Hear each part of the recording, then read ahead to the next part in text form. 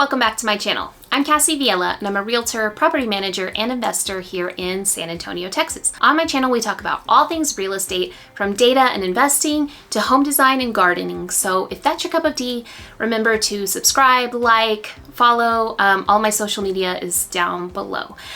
So today we're going to talk about 5 interior design trends that are on their way out. So I want to give a disclosure first that I think that if it's your home, you decorate it however you want. You know what I mean? Like whatever makes you happy. Life is too short. You know, this is not meant to be like a snark video or anything like that.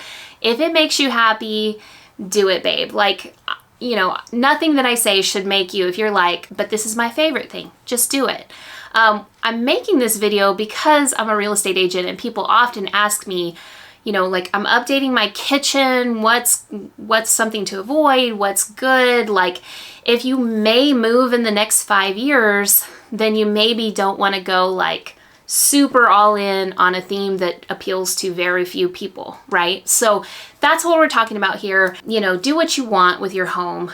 But if you are looking for like, okay, you know, if I have to sell within the next decade, I don't want to make any design mistakes. That's what we're going to talk about. So the first one is the all-white kitchen. So this has been really popular for a long time. And if you have an all-white kitchen, then I am not hating on you because I have an all-white kitchen.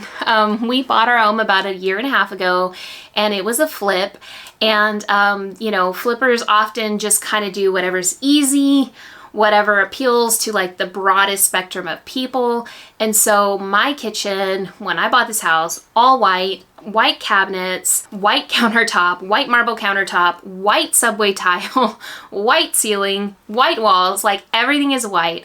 And I absolutely hate it. I hate it so much. First of all, because my 2 children are feral, and so everything is dirty all the time. Like the cabinets, white cabinets are so hard to keep clean, especially the bottom cabinets and like the edges, everybody's fingerprints. There are pools. Why can't my family use them? They won't. They grab the counter and they leave fingerprint smudges on, I'm sorry, not the counter, the cabinet. Cabinet doors are dirty all the time. And so I think what has happened is that as people have lived in these all white spaces, they're like me, like this is impossible to keep clean. It never looks good in real life because, you know, it just shows all of the dirt or all of the stains on the countertop. Everything shows when everything is white. So I think people are getting tired of that. It is very classic, so I don't think it will ever like go completely out of style. But, you know, I think that people for the last decade have really just been doing like gray and white, neutral on neutral, everything. Not even just kitchens, but everything, right? Like we have flipper gray and white trim, and that is just so ubiquitous that now people are like, you know, I want some color. I want some, you know, interesting features in my space. I don't want this minimalist, no color scheme look anymore. So I think that the white kitchen especially is kind of going out of style. We are seeing a lot more vibrant colors. We are seeing colorful cabinets. This really validates me because my last home that I lived in, I painted the cabinets sage green and my husband said I was crazy. It was like the color of this wall behind me because this is my favorite color, obviously. But he said I was crazy, but it looked beautiful. We ended up renting out that house and every renter was like, oh my gosh, I love these cabinets. So I do think that people are wanting some color. You know, you got to be careful with color, but I think color is really important now. People are spending a lot more time at home and wanting to be in a warm, inviting space. So white kitchen, white everything is the first thing that's kind of going out. The second thing that seems to be going out of style is the open concept everything. So when you've got these huge spaces that are, there's no distinct dining room, living room, kitchen, you know, like everything is one big blob. You know, a lot of people like that a lot. And I get it because it's this great big open airy space. But then after most of us have spent 2 years at home a lot, we're realizing like, maybe there's a reason that we had like a separate dining room. You know what I mean? Like, we are realizing that sometimes you do need some spaces. It can be really, really hard to decorate these spaces, to know where to put furniture, to kind of delineate, this is the living area, this is the dining. And I think that people are wanting more defined spaces. Now, I don't think this means that like everything has these big walls and everything is cut up. We'll see what it means, but I think people are wanting some intimate spaces again. I don't think the open concept, I don't think that will go out of style either all the way. It just seems to be something that people are wanting a little bit less, giant, vast spaces, right, to decorate. I will also say that one thing that I like about my current home is that when you open the front door, there is a huge open space, but it's all living room. And there is a wall between the front door and the kitchen. And I just talked about how hard it is to keep this all white kitchen clean. And so I really love that when people come over, if they're unexpected and I've got a sink load of dishes that aren't clean yet, you can't see that from the front door. So if nothing else, like, I feel like that is a really nice feature that you don't really get with the open concept. I've lived in like the open concept homes where the kitchen is kind of like the center of the home. And man, if somebody comes by unexpectedly, I'm embarrassed because like my kitchen's never clean, clearly.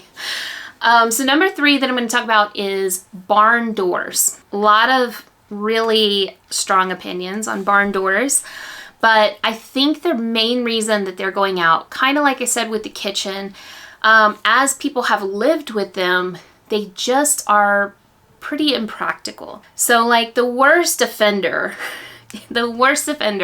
is the barn door on a bathroom.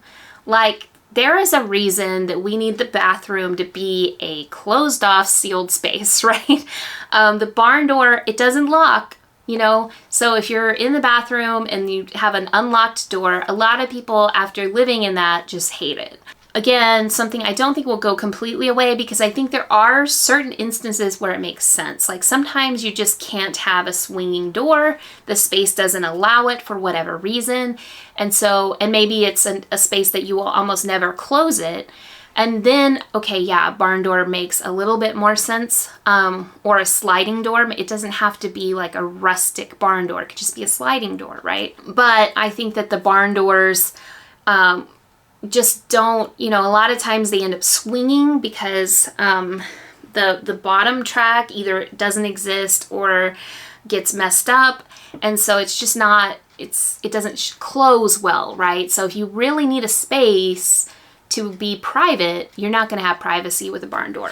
So barn doors are, I would not advise anybody to put that in their home at this point in time. Number 4, might break a lot of hearts, but rustic farmhouse.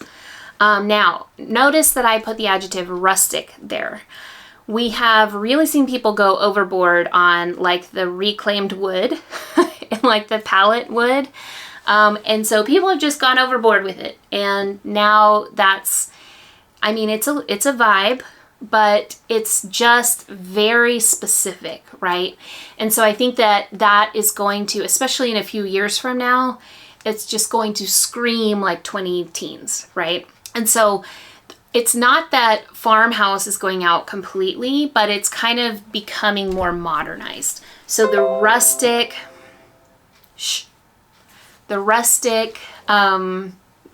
kind of with the barn door, right? Like having these like rustic signs and reclaimed wood and rustic furniture in like an urban or suburban home just feels kind of inauthentic. And I think that people, after being in their homes, being stuck in their homes for a couple years now, people are wanting authenticity. They're wanting real things, right? And so the thing is that if you like farmhouse, go for it, but go for real things. So like go for, an antique of some kind that is a real thing, not just like whatever sign is on sale at Hobby Lobby.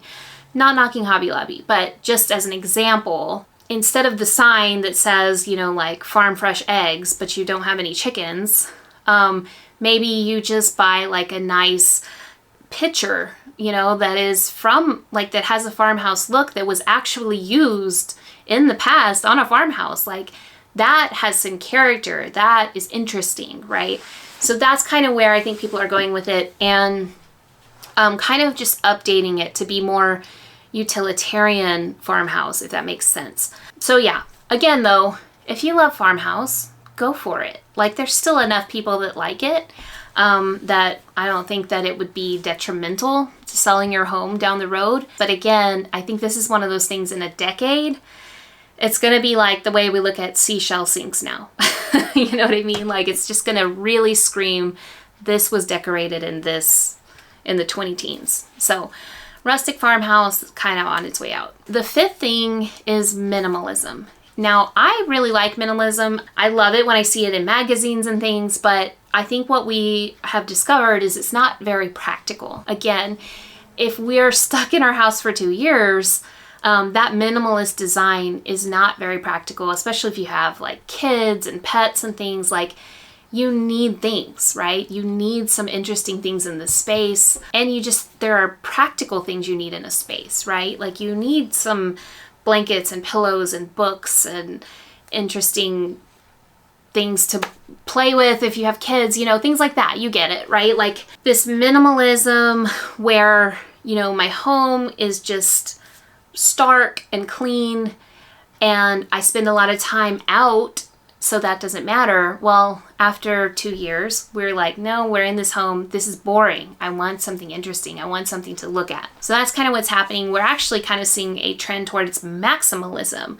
which is a completely different ballgame, which I'm not sure I'm thrilled with, to be honest. I think that maximalism and like clutter, you know, there's like a really fine line there. But I just think that that minimalist, kind of going back to the first one with all white kitchen, that those just neutral on neutral on neutral colors with very little interest in the space, that's kind of being left behind. We're really wanting to bring in color. We're really wanting to bring in lots of textiles, lots of, you know, curved furniture, interesting things from traveling, all of these kinds of things that are, again, very authentic. It needs to be authentic. We're not just, you know, whatever's on sale at a store, at Home Goods or something. We want to have something authentic. Biophilic design, bringing in plants, bringing in natural materials is also becoming really popular. I'll probably do another video on like design trends that are coming into fashion. So I'll go ahead and wrap this up here, but let me know below if you hate any of the things that I said. That's fine. Let me know what you're tired of, because I know that everybody's very different and there might be things that I didn't mention that you're like, I'm so sick of seeing this. So definitely comment below. Again, if you like this video, it helps a lot to subscribe or leave a like, or follow on other social media. I really, really appreciate it when you do that, and I will see you in the next video.